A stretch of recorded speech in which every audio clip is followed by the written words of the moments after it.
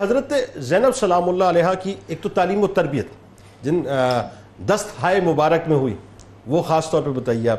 پھر آپ کی ذہانت و فطانت، کچھ ظاہر القابات کی صورت میں بات آئی لیکن ویسے آپ گفتگو اس میں فرمائیں. پھر اللہ تعالیٰ نے جو آپ کو علمی مقام اور مرتبہ عطا کیا اس میں بھی ایک بات آپ نے وضاحت کے ساتھ بتانی ہے کہ اس علمی مقام و مرتبے کا خیال کرتے ہوئے آپ نے علم کو پھر منتقل بھی کیا، اس کے لیے ایک تحریک بھی چلائی. جی بسم اللہ الرحمن الرحیم. جی یقیناً سیدہ زینب سلام اللہ علیہ علم کے معاملے میں بہت ممتاز، فائق اور بلند ہیں، اور کیوں نہ ہوں کہ آپ باب العلم کی بیٹی ہیں. جو باب العلم کی صاحبزادی ہوں ان کے علم پر کوئی کیا بات کرے گا، اور جنہیں گھٹی میں رسول اللہ صلی اللہ علیہ وسلم کا لعاب دہن ملا ہو تو کتنی خیر و برکات انہیں نصیب ہوئی ہوں گی. اور وہ موروثی اعتبار سے دیکھیں اور حضور علیہ السلام کے لعاب دہن کا فیضان دیکھیں کہ عالمہ غیر متعلمہ کہلائیں. یعنی خود کہیں زانو تلمذ بھلے نہیں طے کیے لیکن زمانہ انہیں عالمہ بھی کہتا ہے، استاذ بھی کہتا ہے. تو یہ اس بات کی طرف واضح اشارہ ہے کہ علوم ظاہرہ کے ساتھ ساتھ اللہ پاک نے علم لدنی سے بھی آپ کو سرفراز فرمایا. سبحان اللہ سبحان. تو اور پھر آپ نے جو اس کی نشر و اشاعت میں اپنا حصہ ڈالا.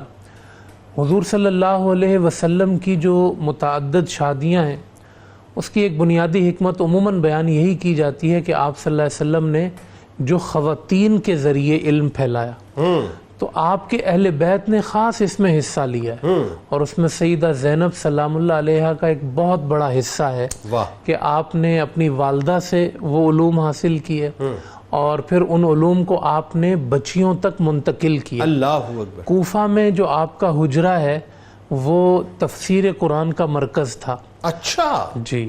بچیاں آپ کے پاس آتی تھی، آپ انہیں صرف قرآن نہیں پڑھاتی تھی، قرآن کی تفسیر بھی پڑھایا کرتی تھی. تو آپ نے ایک پورا ماحول کوفہ میں قائم کیا کہ جس میں خواتین کی جو تعلیم ہے اس کو مرکزی اعتبار سے آپ نے، آپ کا جو گھر ہے وہ مرکز بنا اس تعلیم کا، اور آپ نے وہ تعلیم جو ہے وہ منتقل کی. اس لیے آپ کے القابات میں خود عالمہ شامل ہے، فاضلہ شامل ہے، عارفہ شامل ہے. یہ سارے القابات آپ کے علم کو واضح کرتے ہیں. اچھا، علم کے ظہور کی پھر کئی صورتیں ہوتی ہیں. کبھی وہ خطابت میں ظاہر ہوتا ہے تو آپ جیسی خطیبہ کوئی نہیں، کیا کہنے. کبھی وہ فصاحت و بلاغت میں ظاہر ہوتا ہے تو آپ جیسا فصیح و بلیغ کوئی نہیں. سبحان اللہ. کبھی وہ تحریر کی صورت میں ظاہر ہوتا ہے تو آپ خود رائٹر بھی تھی، محررہ بھی تھی، کئی تحریرات آپ کی موجود ہیں. سبحان اللہ. تو آپ نے علم کے جتنے ظہور کے پہلو ہیں ان پر آپ کا جو عبور ہے وہ مورخین نے ذکر فرمایا. میں اصل میں ایک منظر نامہ سمجھنا آپ سے چاہ رہا ہوں، وہ یہ کہ سرکار مدینہ صلی اللہ علیہ وآلہ وسلم معلم اعظم ہیں. ایک تو یہ کہ سب سے پہلے ان کا پرتاؤ آپ کو نصیب ہوا، پھر ظاہر جیسا کہ آپ نے فرمایا کہ باب مدینۃ العلم کا پرتاؤ نصیب ہوا.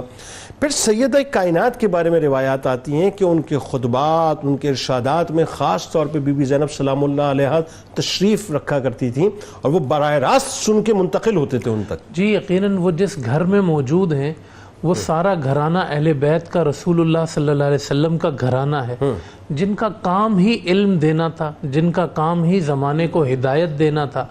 تو خود آپ اس گھرانے کا ایک فرد ہیں، رکن ہیں. اور پھر آپ کی تعلیم و تربیت کا انداز مولا کائنات سے آپ دیکھیں نا کہ آپ کا مشہور واقعہ ہے کہ جب آپ روزہ رسول پہ حاضری کے لیے جایا کرتے تھے تو ایک طرف حسن ہوتے تھے، ایک طرف حسین ہوتے تھے، اور آگے مولا علی چل رہے ہوتے. ابا یہ انتظام کیوں کرتے ہیں؟ کہا اس لیے کرتا ہوں کہ میری بچی پہ کسی کی نظر نہ پڑے. یعنی جہاں یہ تربیت کا ماحول ہو، اور صرف فوکس کیا مولا علی نے ان کو تعلیم کے اعتبار سے. جہاں آپ لے کر گئے، مدینہ سے کوفہ لے کر گئے تو ان کے لیے ایک پورا مدرسہ قائم کیا کہ وہ اس علم کو پھیلائیں. تو یقیناً وہ علوم پہلے منتقل کیے گئے، وہ شباہتیں منتقل کی گئیں جو سیدہ کائنات سے ان کو حاصل ہوئی تھی. اور جہاں جہاں پھر علم کی ضرورت محسوس کی گئی آپ اس کے لیے مرکزی کردار ادا کرتی ہوئی